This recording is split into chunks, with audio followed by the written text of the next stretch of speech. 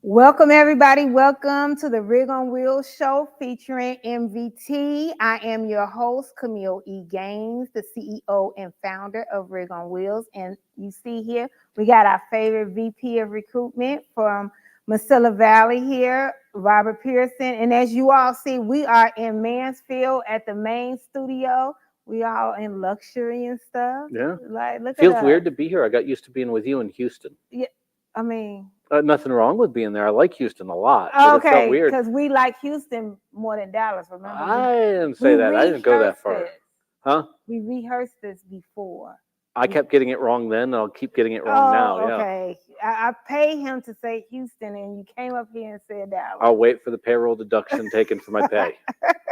But guys, we are here, and we definitely go over industry insights, news, hot jobs, recruitment tips, and driver tips. And we got some good news. Basically, we didn't do it, but the diesel gonna put a few money back in your pocket. I'd like to think we did our part, but yeah, diesel sitting at $3.78 a gallon. That's down 5.9 cents versus the week previous.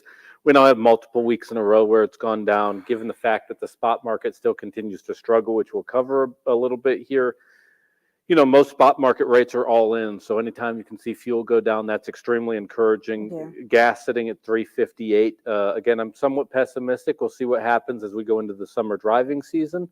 But for the time and place that we're at right now, that is a very welcome sign. Yeah. And I'm waiting for the time where things kind of equal out to what it had been before.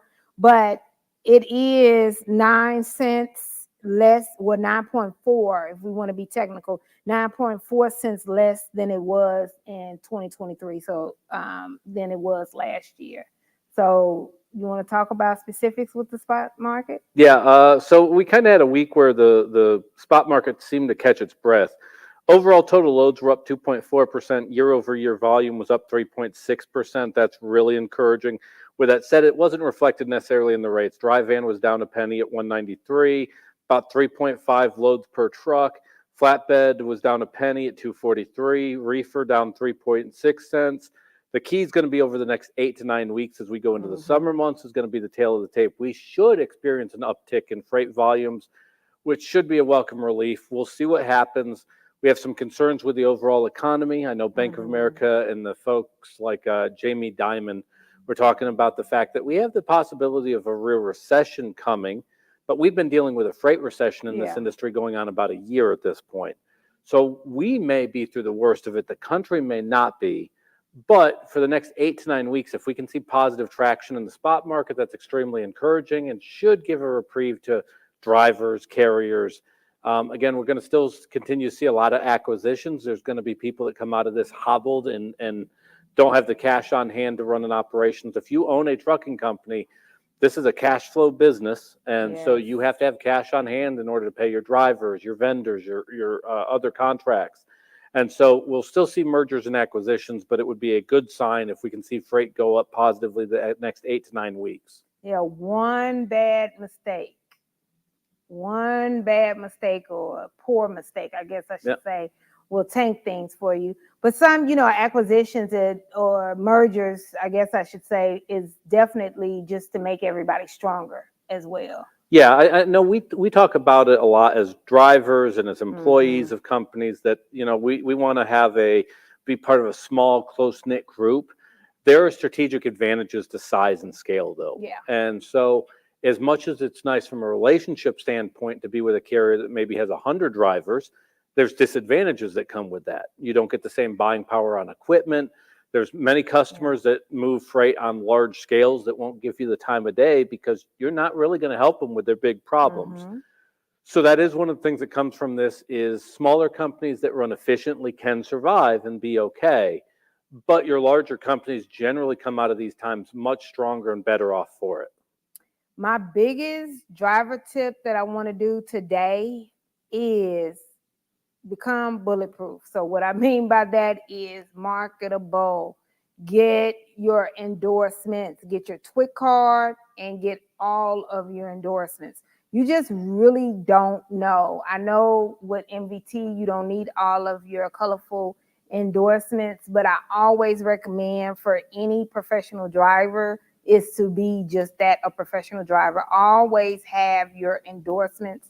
Don't go out here and say, I'm working for ABC Trucking Company. They don't need it, because just like we were talking about, companies get sold or mergers. Always have your endorsement. We are moving from just being a driver to professional driver. So that means having your endorsements. You want your TWIC card, you want your doubles and triples, you want your tanker, and you want your hazmat. So start making steps and plans in getting that. What are you going to say, I would Pierson? also say the big thing coming out of this as we continue to move forward is why you left a company matters. Do not get an abandoned equipment. Do not get terminated because you were consistently late on loads. Right now, it is a dog eat dog world Yeah. for direct customer freight. And when companies aren't making a lot of money, and most companies, the good companies right now, are just about the break even spot. They're not making money, but they're not losing money. Bunch of carriers losing money. In this time, one of the things that carriers will be very cautious of is taking somebody that's abandoned a truck, because it's a cost they're going to have to incur if you do it to them. The other part of that is the shipper still owns this relationship at this moment. And so if you were terminated, as an example, for late loads, late deliveries, there was a time about 2 years ago where we would said two people don't get along, oil and water. Let's keep moving forward. Where that person can't get hired on right now, because as soon as that VOE or verification of employment comes back with that late delivery, that's a liability to a direct Yes. customer. So I would tell always invest in yourself with the endorsements, even though Yeah. we don't require them. It's an investment into your future. The other part of that is keep in mind, do not burn bridges. Do not make things go bad as you depart a company. Make sure that you end it as professionally as possible. You can argue that the carrier doesn't do that as equally to you as you do to them, but there's consequences to it right now. The shippers are definitely controlling the relationship right now. So if you look like a potential liability coming into a company, you may not get the job that you want as soon as that verification hits their desk. And I can really piggyback on that, what Pierson just said. And like we always talk about at Rig on Wheels, we represent 40 plus companies. And as we're talking to different carriers and carriers are updating their requirements with us, one of the main things that we discuss, and if it's not on the requirements, we ask this question about terminations. And it used to be just talking about safety terminations. They would say, oh, we want somebody that 6 months after a safety that they actually drove for somebody else, or different things, 6 months, 12 months, 18 months of clean driving.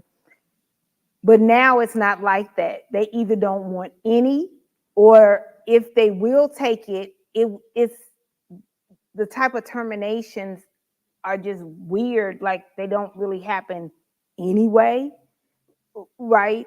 But they don't want anybody late. They don't want anybody that is getting in arguments. So they want you to be a team player. They want your attendance to be great. And of course, safety, that's normal. But those are the two that aren't as normal in our industry, is the lateness and the arguments. Well, and I think that we're in a time right now where traditionally recruiters recruited to infinity. Just keep on hiring, keep on hiring, keep on hiring. That is not the case right now. Right. And so, as an example, I may have 10 open trucks, but I have 30 people that I can stick in those 10 trucks. So, as a driver, you may say, hey, send me your list of minimum qualifications. And we can do it, but it doesn't really tell you if you're going to get a job or not. Because Exactly. realistically, it's looking at those 30 people and going, who are the 10 best. So if a company doesn't come right out and say, I won't take somebody that had late deliveries as a reason for termination, it definitely is going to get decided on if you have one truck and 3 people and one person has been terminated because of company policy violations. It's not that that's the reason why they're not hired, but it's the problem is I got 3 drivers, 1 truck. I have to pick which one of those 3 is best. Right. And of course, if you have somebody, depending on what the violation is, one, if they're late, then they're going to be late to your shipper. Yeah. Things like that. If they're late to orientation, if they you put them up in a hotel and they're late to orientation, all of those different type of things, they're going to be late to shippers. And also, if they're having arguments and they don't know how to solve problems without confrontation, then they're going to get right to the account, or the thought is they're going to get to the account and cause issues there. Yeah. Versus having the discussion with the people back at the shop where they work. And I think it gets forgotten about very easily that we are in a customer service business. Not only is this, like we talked about earlier, a cash flow business, we deliver freight to customers. We have direct customers in this relationship. We are in the customer service business. Absolutely. So as much as we talk about miles per gallon, which we'll talk more about later, as long as we talk about all these other things, at the end of the day, what we do is really simple. We deliver customer service to the end customer, the shipper in this case. I understand that we go through cycles in this industry where certain topics take precedence, but at the end of the day, at this moment, if we can't take care of a customer, they have a ton of options. If we have a good customer, that good customer at a certain point says, you know what, I can pay 5 cents less per mile and go to these guys that are going to give me bad customer service. I no longer need you.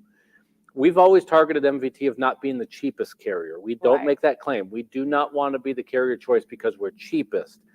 But in order to avoid that conversation, you better have really good customer service. Because if you don't have really good customer service, you become the carrier that's the cheapest. And then there's the issue right there. Yep. So what we're going to do, guys, is we're going to go to commercial and be back in 2 and 2. And then we'll come back and definitely continue up with this conversation. Because I know that last week, Nimmer was saying that she is starting to see a shift as far as the drivers are seeming to understand it, but I know we are still having drivers that are not. So I want to try to help drivers understand a little bit better. Yeah. So we're going to go to commercial and come back. And then if Kayla has any comments or questions, we want to hear those as well. See you.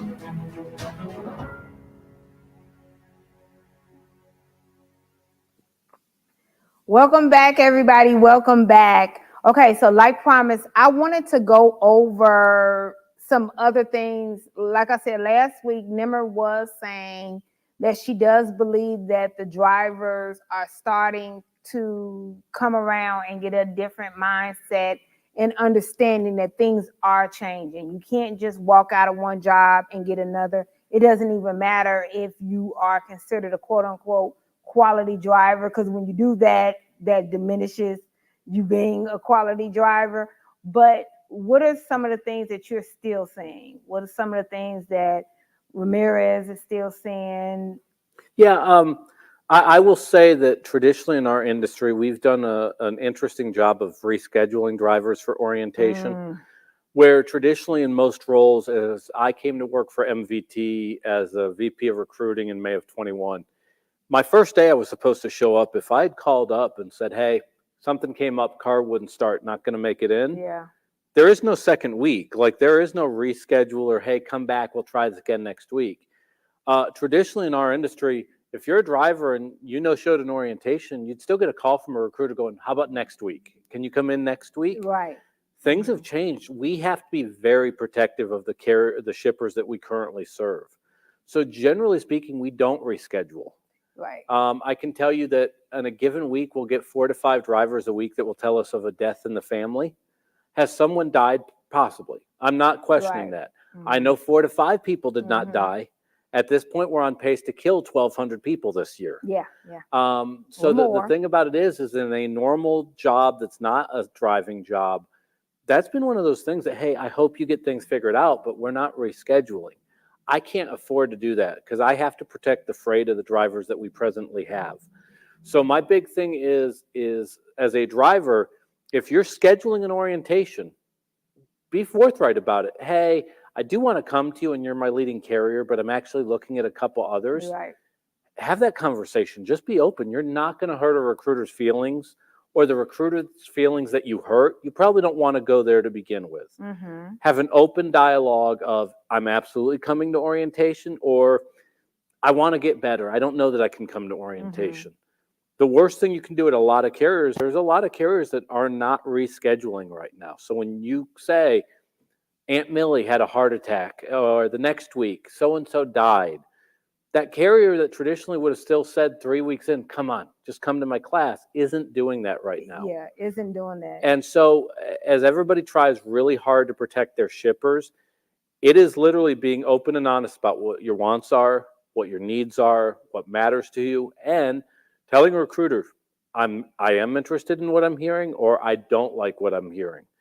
If you go ahead and schedule and then go MIA, that carrier, if they're worth a damn right now and has really good shippers, they're not calling you back. They don't want to work with you. In fact, they will avoid you going forward. So it's having that discussion about what is it that you want? What is it that you need? Who else is it? Cows cannot operate without spouse. Do you have a spouse that's literally telling you, you also need to get this, this, and this? Have that conversation and be honest, be it with your recruiters there or by the time you schedule with MVT or another carrier. Have an open, honest discussion, because the challenge right now is most companies that show once cannot take you on. You've given a red flag, and you're now a liability to their shippers. And then as a third-party recruiting agency, we put those type of things in the notes. So even if it is a company that is willing to reschedule, if they only have 5 positions available, you will not, and I repeat, you will not be the driver that we call for that position because you are not considered reliable. One, you can't make a decision. We'll consider that you can't make a decision without your spouse because you haven't had the conversation with your spouse. If you're somebody that has to check with your spouse about a job, I'm not questioning that. But what I am saying is you knew that before you filled out the application. Yep. This is something, I didn't get this young age by not knowing that this is a conversation you've already had. Also, if you have child care issues, you knew that prior to, or taking care of a parent, you knew that prior to already. So all of these things you have taken care of before you complete an application if you are an adult, and anybody that's driving is an adult. So those are the things that we know for sure. This is a mutual relationship between the driver, the carrier, and the shipper. Yeah. If all 3 of those don't work, if 1 out of the 3 is messed up, this relationship's not going to work. Absolutely. And some of it's being honest with ourselves. Both as a recruiter, I have to be honest with myself. Do I have the job that fits what you're looking for? That is not always the case. There's some drivers that I have to be very realistic on. I do not have the job that you're looking for, and be honest with you about that. As a driver, it's important that you're the same way. Do I like this job? Do I not like this job? Does this work within my life? Am I looking for a job that realistically exists or doesn't exist? If you're a driver with 3 months of experience and you're wanting to make $120,000 a year, I hate to tell you, the job doesn't exist. If you're a driver that wants to get home every night but make OTR money, you may find it in 3 years, but you're not going to necessarily find it right now unless you live in just the right location and the right circumstances that exists. We have to be honest with ourselves. We have to look at it, and it's the advantage of working with Rig on Wheels. You do have multiple carriers. Yeah. So instead of you making 40 plus phone calls, you're able to say, hey, here's where I live. This is what I want. This is my skill set. And really take what would be a week-long process and squeeze it down into a couple of hours. And then something else that I always say, and I've in a past life have done corporate recruiting, white collar recruiting as well. And now that the shift has changed in recruiting drivers, you have to put that hat back on, right? Drivers, you must have your voicemails on. Okay, you can't have voicemails that are full. Okay, that's none. You can't have it that you don't have a voicemail. And another thing is, I understand now all of the phone carriers and everything have this whole spam risk thing. So I just want to explain this. And my mother, that is over 80, was able to understand it. So I'm going to explain it the same way I explained to her. So everyone, maybe, just let me know. When it comes to spam risk, it doesn't mean that it was a spam call, but basically it came from a place that makes a lot of phone calls. That could literally be your doctor's office. So there's a great chance that if MVT is calling you, it could come up spam risk because Josue makes a lot of phone calls during the day. If we call you, it could come up spam risk because we make a lot of phone calls during the day. Anybody, your kid's school call you, it can come up spam risk because of the same thing. My mom's doctor's office calls, the same exact thing can happen. So if you're filtering those calls and or not answering those calls, that can actually be the call. And people get tired of that whole phone tag thing. MVT, we are all businesses. So if we keep doing a phone tag, that becomes an issue because it makes us feel that it's going to be a phone tag when you actually are working for the company. Those are the same thoughts when it comes to a corporate recruiter that is recruiting for corporate jobs. If your recruiter that had to recruit you for MVT was doing a lot of phone tagging, you wouldn't be here. Yep. That's just plain and simple. It more or less is what it is. Oh, and I can reiterate that fact. I was recruited by a gentleman named Jeff. He came up as spam. Mm-hmm. Jeff's not spam. I wanted that phone call. Right. I was not trying to avoid Jeff. But yeah, and it's one of those things that if you're in the job market, answer the phone. Answer the phone. I know that you may be getting bombarded. It may feel overwhelming at times. Just like I expect a recruiter, one of my recruiters, to respond to you quickly. If they're not available, it goes to voicemail and they respond to you quickly. This is a mutual exchange of information here. We are literally on the same page. The recruiter and the driver ideally want the same end result. We got to make sure that we can get there, and that only happens through over communicating. And you just said something, and I'm going to think I'm a rapper or poet or prophet, whatever that you all feel. It does feel overwhelming when you are of quality. Yeah. If you are a driver that is in the market and you're underwhelmed, it's because you fill in the blank. You know what I mean? Oh, let me be clear. We're still in the environment that if you're a driver, you can get a job. We are very realistic about right. that. If you ever talk to a truck driver that says, I'm out of work and can't find a job, there's something wrong. Right. There is something seriously wrong. So you're going to be overwhelmed. Now, getting the job that you want is a very different conversation.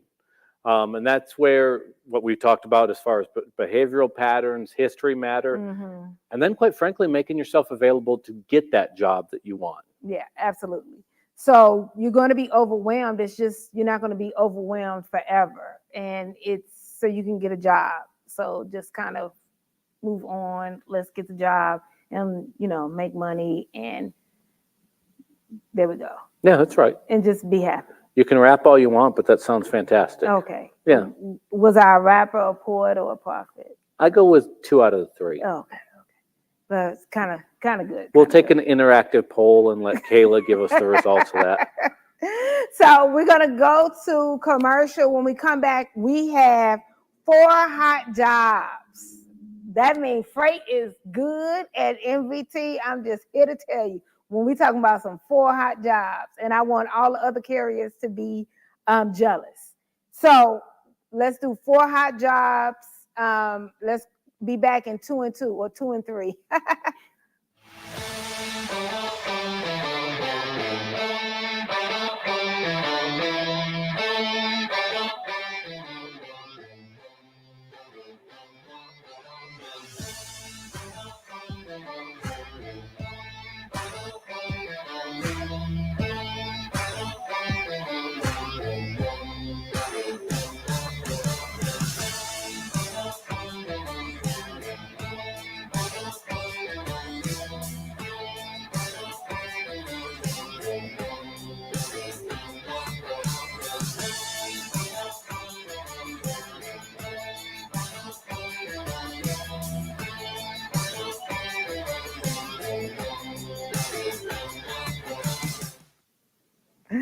All right, welcome back. We're back. And so we are about to go over 4. Look at me lying. 4 hot jobs. So which one you want to put up there first, Vanna? Division 130. Good deal. Tall miles and really nice length of haul. One of the length of hauls for the week's generally going to be about 1,500 miles, as you can see on the map there on your screen. Division 130 does real well, averaging about $1,600, $1,700 a week. 80% drop in hook, all no-touch freight. Running a lot of places out of Phoenix, Albuquerque, Las Cruces, DFW, El Paso, San Antonio. Going to have a really nice length of haul on that, out 10 to 14 days at a time. Very consistent. And like I will point out, our version of the Northeast is not the same as other people's version of the Northeast. We'll go to central Pennsylvania, occasionally upstate New York. We are not going to New York City. We are not going to New England. We don't get involved with any of that. But it allows you some really nice length of haul. And I can tell you the majority of the customers on this particular division are direct customer freight with relationships that we've had with shippers for 10 plus years. If they see the big blue beast roll into their yard, they've seen us before, they know who we are. Very attractive job. Again, that's about $1,600 to $1,700 a week. Really attractive rate per mile on that. That's one of those that as you call in the Rig on Wheels, you're going to want to discuss. Again, if you live in Phoenix, Albuquerque, Las Cruces, El Paso, Dallas, Fort Worth, or Houston, San Antonio, you're going to have a lot of opportunities there. Our biggest pool of drivers on this division tend to be out of the DFW market, where in this market we have 2 separate terminals or drop yards. We have a drop yard out of Saginaw, which is over on the northwest side of town, and out of Hutchins, Texas, down there in the southeast part of the DFW area. So if you live within 75 miles of either of those yards, this division tends to be our most popular division out of the DFW area. Okay, love it. And are you taking teams out of there? We'll take teams from all of our divisions. Okay. So any division that we have that we advertise that we're looking for drivers, we also have team opportunities available. Teams tend to do very well in 130 as well. But like Kayla was bringing up on the screen, I think she was pulling up Division 230. We'll take teams in that one as well, and we'll get into the conversation. Teams are paid slightly different than solo drivers, obviously, but most of our teams are going to, in any of the divisions, average anywhere between $3,400 to $3,800 a week. On Division 230, this is an account, about 60% of our freight on this account is going to be Tesla. We rely very heavily on Tesla for this specific division, and as they move their giga plant from Northern California over to the Austin area, this division will change along with. Nice division. We're hiring out of San Antonio, El Paso, And we recently started hiring for this division out of Laredo, Texas for the first time about 2 weeks ago. We run out of South Texas, generally going up towards Northern California. Occasionally, we'll go into Southern California as there's some parts we'll pick up down there for Tesla. We're going to average about $1,350 to $1,650 a week, depending on experience level. You're going to have weekly home time. You're going to be able to get your 34-hour reset at the house and then some. Again, this is generally, if you talk to the recruiter and say, I want the division for Tesla or division 230, they'll know what you're talking about. Really attractive running area. And a lot of the people that get our MPG bonus that we'll talk about later in the show, Division 230 is one of those divisions that they tend to do very well. It's not the only division that gets that, but 230, because of those Santa Ana winds coming out of California, tends to get real good fuel economy, which gives you an added benefit as you try to become the winner of the best MPGs on the fleet to get the car that we'll discuss later. I like 230 because it's just the automotive one. I like the automotive one. And Tesla's great for us. Tesla's a great shipper. They love our drivers. We've got numerous awards from them.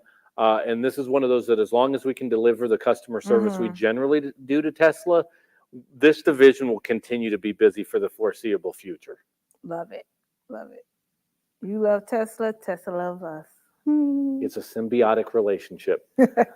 Division 410. So if you live out of Nashville or Lexington, Kentucky, this is we describe as the upper part of the Southeast or the lower part of the Great Lakes states. So you'll see a lot of Tennessee, Kentucky, northern Georgia, northern Alabama, and Mississippi, a little bit of Arkansas, Missouri, southern Indiana, Ohio. You're never really going to be too far from home. Pays about $1,650 a week. On average, our drivers are averaging about $85,000, $86,000 a year on this one. Again, weekly home time. There's a productivity bonus of up to 2 to 5 cents a mile. So as an example, let's say you have a month where you have no tickets, no accidents, no late deliveries, always leaving the house on time. We will add 2 cents as long as you ran 10,000 miles for the month. Retroactively, we'll add 2 cents a mile. If you run 12,000 miles for the month, which is kind of what the average person is doing on this division, we'll retroactively make it 5 cents additional on all your miles. So when I say they're averaging 85 to 86, if they're also hitting their monthly bonuses month in and month out, they're going to be closer to about $92,000 to $96,000 a year because of that bonus added to it. And this is the one where Nashville is 50 miles and Lexington is 30? Yes, absolutely. And so you need to live close. We have a terminal. The orientation will take place right there in Nashville. So additionally, if you are watching this and you live in the Nashville area, you'll be doing orientation right where you live, which is extremely convenient. Yeah, I bet they like that one. And then we got one left, the 430. I think this is probably my absolute favorite. I like to call this the stress-free division. Literally, if you live in Jacksonville, you've talked to every recruiter under the sun, and they're all trying to do the same thing. To get you to go up I-95 to the northeast, or to go up I-75 and deal with the beltway around Atlanta, which is not fun if you've never done it before. Division 430, you don't have to deal with much in the way of weather. It's easy running area. The only spot you're going to hit traffic really is around Houston. You're going to run I-10 out of Jacksonville going to Houston, and then from Houston to Laredo, and from Laredo making your way back to Jacksonville. You're generally going to take 4.5 to 5 days to do that round trip. So it's weekly home time, very attractive running area. We have Lowe's, Walmart, and about 5 other accounts that really make this worthwhile. The vast majority is drop and hook. Again, we touch no freight. We are not requesting our drivers to be a lumper. Your expertise behind the wheel is what separates you from other drivers on the road. So you're not going to have to operate a forklift. You're not going to have to unload any of the freight. And this is a division that I-10 is probably the most attractive running lane in the country. Least amount of weather issues. If you're getting a snowstorm on I-10, the freight's the least of your concern. Something dramatic's happened. So it's great running area, great running lane, and a lot less stress compared to most of your opportunities out of Jacksonville. And the pay is solid, averaging anywhere between $1,100 to $1,300 a week. It's the stress-free division, though. The folks that are on it, we have approximately 65 drivers now on this in particular division, and they'll tell you it's the running lane for them that does it. And I like the fact that you said that this division is growing and will be growing over time. I could probably, we're at 65. At about 3 to 4 a week, we'd like to get up to about 80. Okay. We hear that at Rig on Wheels, and we hear that. Let's roll. Yeah. I was going to say like a poker thing, but I don't know anything about poker, so I decided not to. But we want you to give us a call at 281-968-3100. So 281-968-3100. Or definitely go directly to the website at rigonwheels.com, and where it says driver application, go ahead and click on there and complete the application. It's an Intella app, so it'll definitely populate for you. And just complete it, and we'll get back to you within 24 hours. The jobs are so hot that we now have the cops trying to control the crowd out in front of the studio here. Regulation. Absolutely. Yeah, that's our industry now, all about regulation. Oh, look at me with my jokes. But anyway, definitely give us a call, y'all. But we're going to take a break and come back, and we want to go over, I want to do the commercial with the handsome guy, Kayla, and so we can talk about the MPG. We Carlos. keep feeding his ego. Yes. We feed his ego every week. Yes. And then we're going to talk about that as soon as we come back. Mi nombre es Carlos Vázquez. Tengo trabajando 3 años aproximadamente y somos B1 y andamos en territorio de Estados Unidos. Lo que me gusta de MVT es que tiene buenos viajes, buenos camiones y muy buenas millas. Mi comunicación con los despachos es muy buena y todo eso, y siempre están a la orden del día. ¿Qué pienso del equipo de los camiones? Pues que están muy bien y les dan sus mantenimientos, sus PO y todo lo demás, alineación y balanceo, todo, cambio de llantas y excelente servicio. La compañía cada trimestre regala un auto para los corredores. Me motiva pues a crecer más como persona y pues, para dar el 100, como dicen, para la compañía. We're back, everybody. Welcome back. So we're going to talk about this good old driver appreciation and the leaderboard. Oh, absolutely. So we are obsessive compulsive about miles per gallon, and that's a great thing. Once you get the equipment, once you get the shippers, you're only able to control costs of the trucking 2 ways. One's through driver wages, and the other is through MPGs. We are not going backwards on pay. We're extremely competitive with our pay. So what we do is we focus on MPGs, and we reward the drivers that reward us. So in an industry that averages about 6.5 miles a gallon, we average about 9 to 9.5 miles a gallon, to the point where there's other carriers that hear those numbers and think we're making it up, that it's a lie. It is definitely not. Part of what allows us to do that is the type of freight that we move. Part of it's the equipment. But more than anything, it's driver behavioral patterns on the road. And so what we do is every quarter, whichever driver gets the best fuel economy for the fleet, they will get a brand new car. In this case, a 2023 Nissan. It literally has less than 100 miles. It's currently sitting in our lobby right now at our main terminal in El Paso. And so at our quarterly driver appreciation, we give that away. It's generally about a $25,000 value. If it's a team that wins it, we'll generally split up the cash prize, because that's happened You saw before. my notes? I have not, but that's a fair question, because we have a lot of teams, so we have to bring that up. With that said, I can tell you that the average winner over the last year is averaging about 12.5 to 12.6 miles a gallon. It is not luck. It is not favoritism. It is literally the fact that the driver got very serious and very competitive about it. We've had people that are 20-year vets with us win it. We've had people that were 9-month vets with us that have won this competition. Additionally, whoever gets the best fuel economy for the year gets $25,000. We have a driver that's won it 5 times out of the last 20, so he's basically given himself an extra $125,000. Cool. Roberto Sandoval is a great guy and has referred 9 or 10 drivers to us at this point. So the key with it on our end is we want you to win. The fleet managers are competitive about it. They want their drivers to win. And you're always able to see where you're at, be it on your in-cab communications Or when you go into any of our terminals, we update it every Monday so you can see where you are for the quarter, where you are versus your peers. So you may, Kameel, be in a truck and say, I'm at 10.8 miles a gallon, and I am currently in 48th place, and I got 6 weeks to go. I'm going to go ahead in the home stretch and try and get myself into that 12 number to get talked about for it.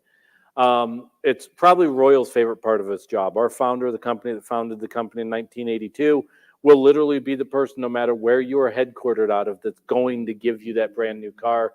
We're real passionate about it, take a lot of pride in it, and our drivers continue to be our strongest asset, and it's another example of that. Yeah, that's pretty awesome. Talk about the leaderboard. The leaderboard is one of the things that drivers, fleet managers pay attention to. So like I said, you can see it in the truck.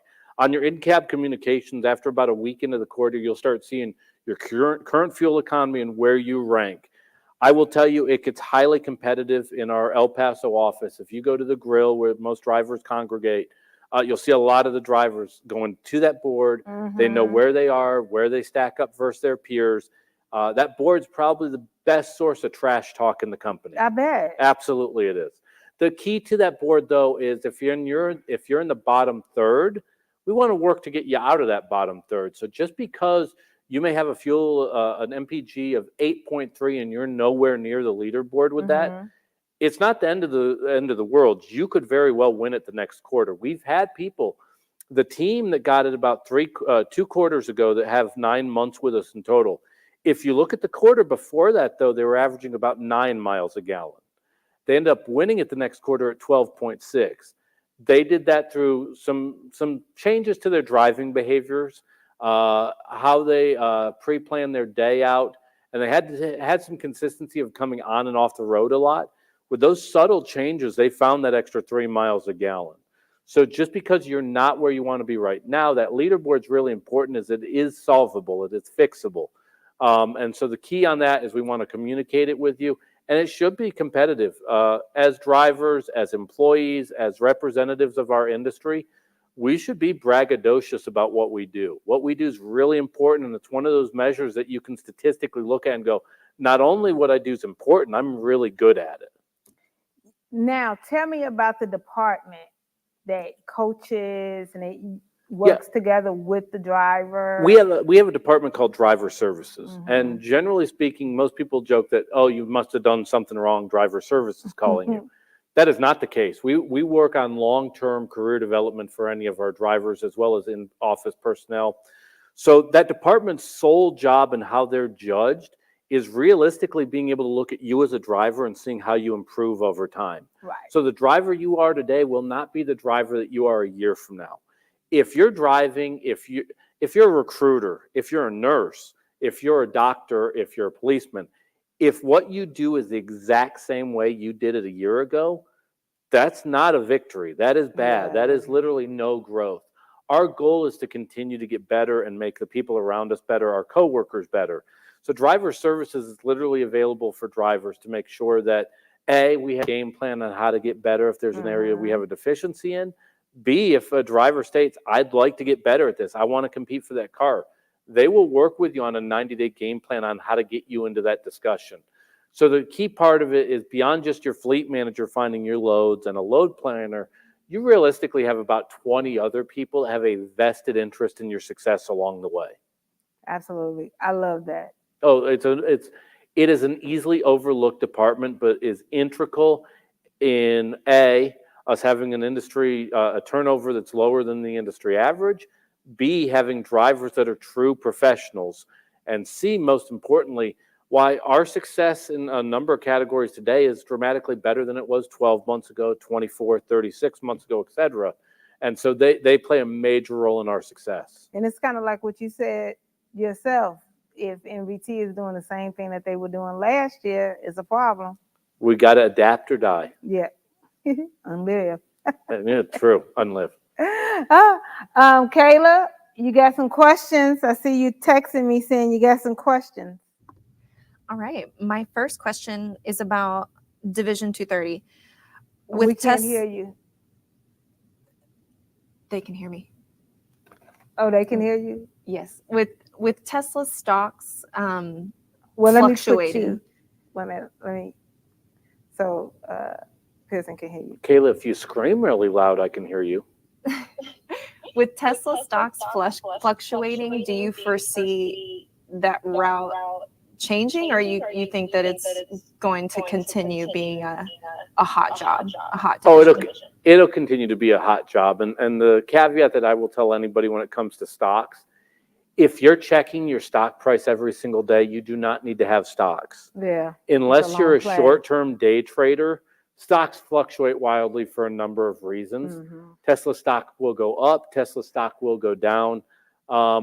Their stock is down and suppressed at this moment on this end, but from a long-term strategic standpoint, in particular, based off of the geography in the U.S. of where we are covering for them, I do not see it going down at all. And based off of the freight levels that we've seen, to be honest, while their stock price has gone down, their freight levels for us have been going up at the exact same time. So I always point out, stock price is not always representative of the value of a company. Yeah. And it's highly fluctuates due to a number of other factors. But ironically, as their stock price has gone down, our freight levels have gone up. I like that question. That was a really good question. It is. That was a good question. You got another one for us, Kayla? Yes. What is the pay structure? Is it based on mileage or percentage of the load for most of your divisions? Yeah. We do pay mileage. The challenge as a company driver, and I've worked at a carrier that did pay percentage of load, is you end up running a lot of free miles on your empty miles. Mm-hmm. Doesn't mean that it can't work, and there's certain niches of our industry that are more prone to be paid from a percentage standpoint. Mm-hmm. With that said, we pay on a per mile basis, which means we don't run empty very often. We generally are trying to run less than 10% of our miles on empty. Mm-hmm. But as a driver, you don't have control over that. You may have 5% empty miles. You may have 25%. Very rarely as a driver do you have direct control over that, but you should be paid the same as though you're loaded. That's on us as a carrier, not so much as the driver. So be it empty miles. Now, with that said, when we get raises, our drivers get raises. So the freight's not gone up dramatically in rates this past 12 months, but we've not taken pay away from any of our drivers. With that said, in 2022, when all the rates were going up, there's a reason why we did about 18 different raises across our various divisions. Because when we got raises, our drivers got those same raises and we passed the money on. Any other questions, Kayla? All right. My last question is, how often do you update the equipment in your trucks? Yeah, so generally every 3.5 to 4 years, we are in the process of bringing on 700 brand new international LDs. They're phenomenal pieces of equipment. We call them the Blue Beasts. They are extremely comfortable, but part of that comes into the preventative maintenance and taking care of the equipment that we have. Our oldest trucks right now would be 2020, and they're slowly being phased out as the next 700 come in.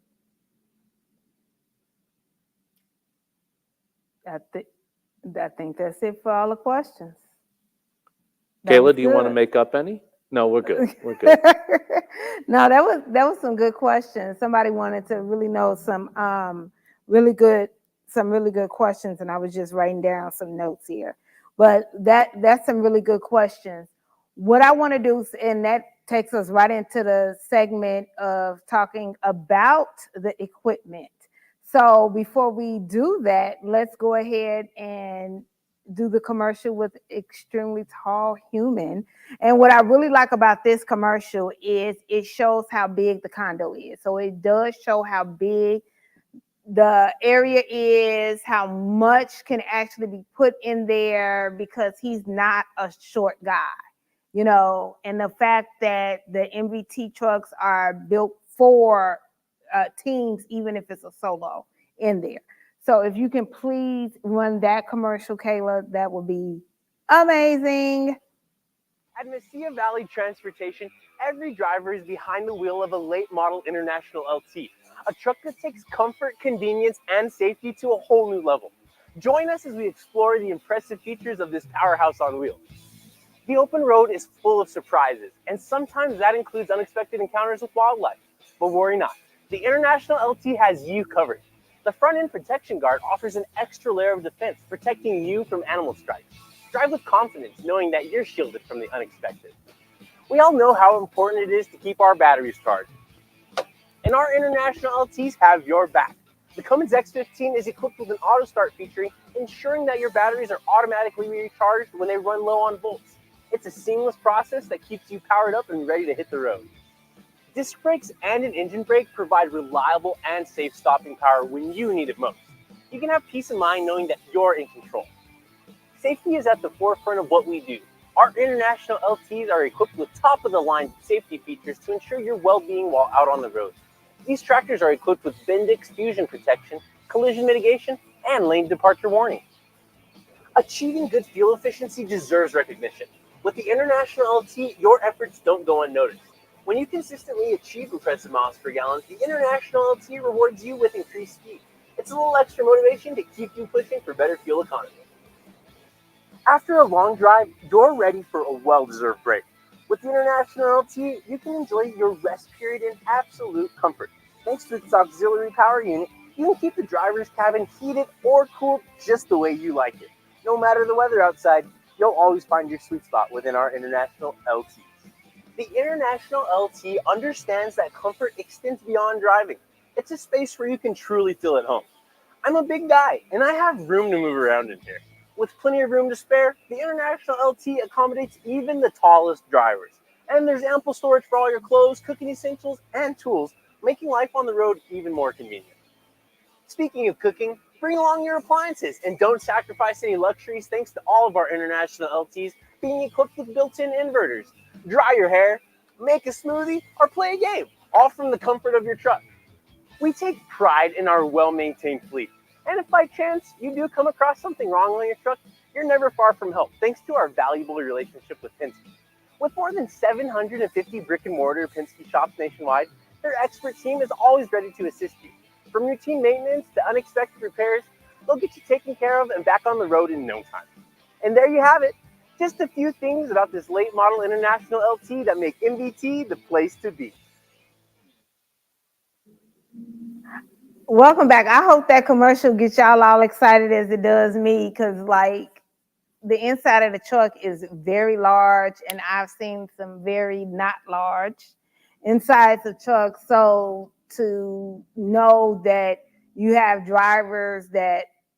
drivers that are small, average, and then you have some that are as large as Joe is, and they have to be in these very small cabs. But to see this one being large, a sleeping berth, very large. So take it away, Pierson. Yeah, the truck is incredible with the Cummins engine under the hood, but inside is a whole nother world. The truck's basically spec'd out for a team. Now, you may be a solo driver, but you're in a team truck. So we run engineered lanes. Most of our folks get home every single week, but the truck's built for a team that might be on the road 3 to 4 weeks at a time. So instead of a 56-inch sleeper berth, it's a 71-inch sleeper berth. Instead of a mid-roof, it's a full roof. You can get up, you can move around. It's also fully spec'd with all sorts of electrical outlets. You don't need to bring a power inverter for the truck. That APU, that power feeds into it, and at any given time, you have 4 different outlets.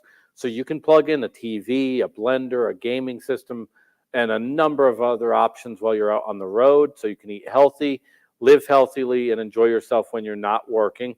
The APU units get overlooked, but are really, really important. We are not that far. I think we're just outside of Dallas County from here, but Dallas County is one of those counties, as an example, that you're not allowed to legally idle for more than 30 minutes. Right.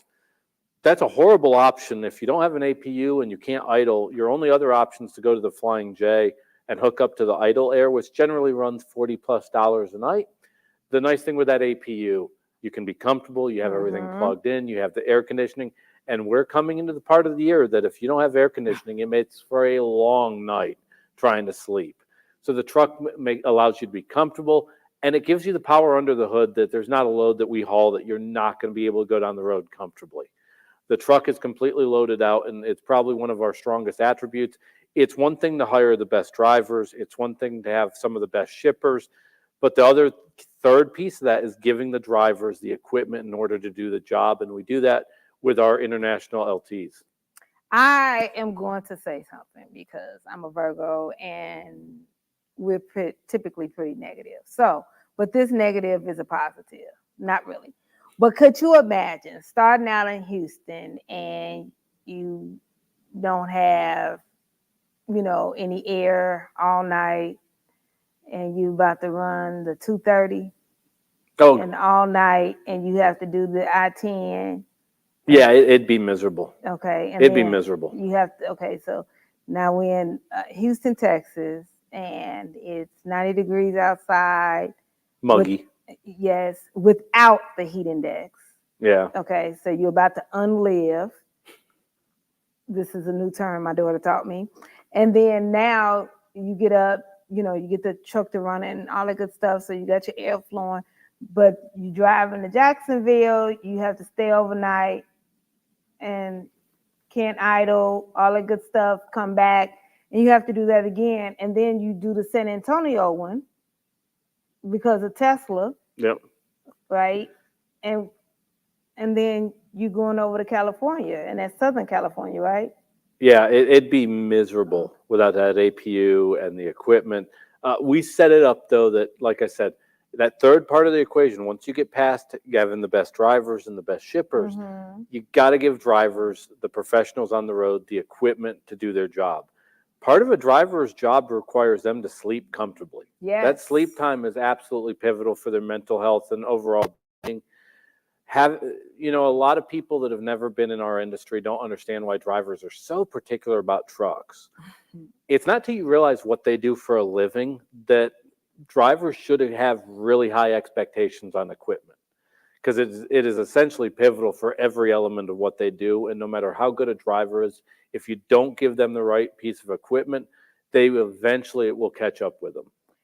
This circle backs to something that Nimmer and I were talking about last week, about, like when you're on your 10-hour break or you're at orientation, and after 5 o'clock, that's still not your time, that's the company's time, right?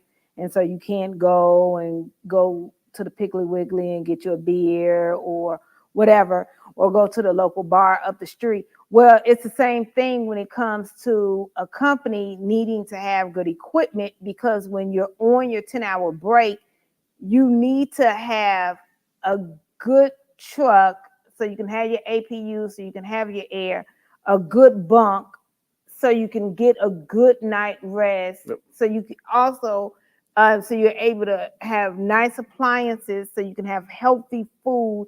It's the same exact thing. And a high-end seat for the driver's seat. Oh, you really big on that.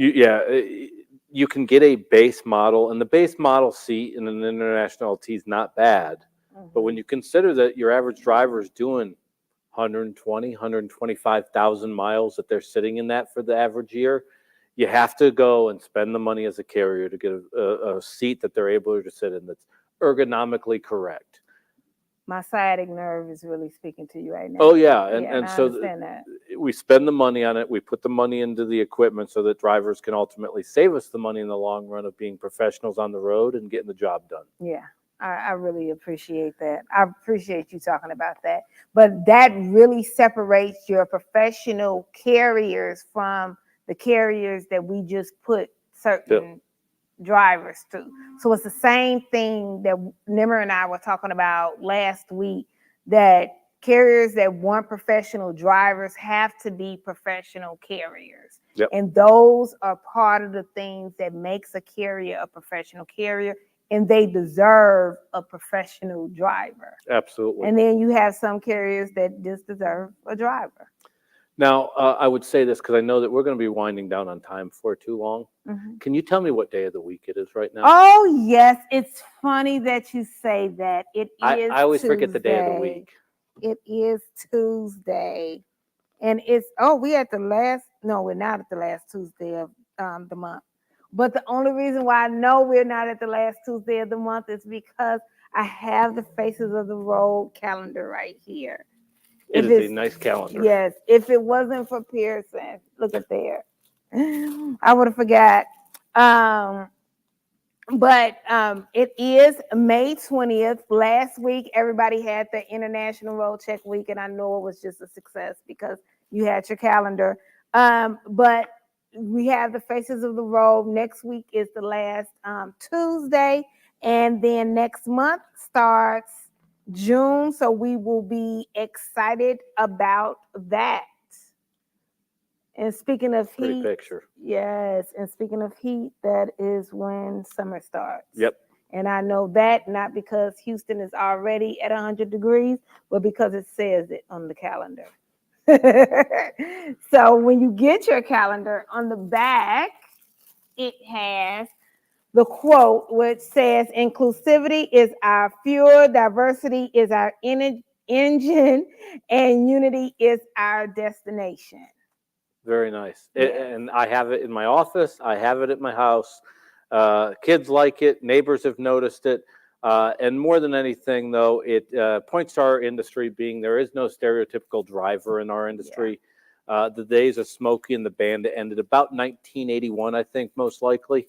And so you will see it's a good inclination for your kids. And in the case of my kids, you get to see our industry doesn't have just one type of driver. They come from all walks of life, all religions, all races, nationalities. Very cool calendar on that end, and really sharply done. Very crisp pictures in each month. Yeah, and we can't wait to get your feedback so you can kind of tell us what you want in your calendar for next year, because we're going to start working on the calendars for next year pretty early based on like your feedback and what you want in the calendar. You said it was Tuesday, though. It is Tuesday. Oh, good, because that's why I need to know that. Yeah, so I'm glad I asked. it is Tuesday. It is Tuesday. So thanks, everybody, and we will be, we're going to be in Houston next week. Yeah. The better city. Other Texas city. Yeah, Other Texas but city. you know, you made a not a typo, but a speako. When you're not a typo, is a speako. What is it? I'm still getting over unalive. My daughter taught me that. Unalive, yes. That's the politically correct term for dead. Yes. Yes.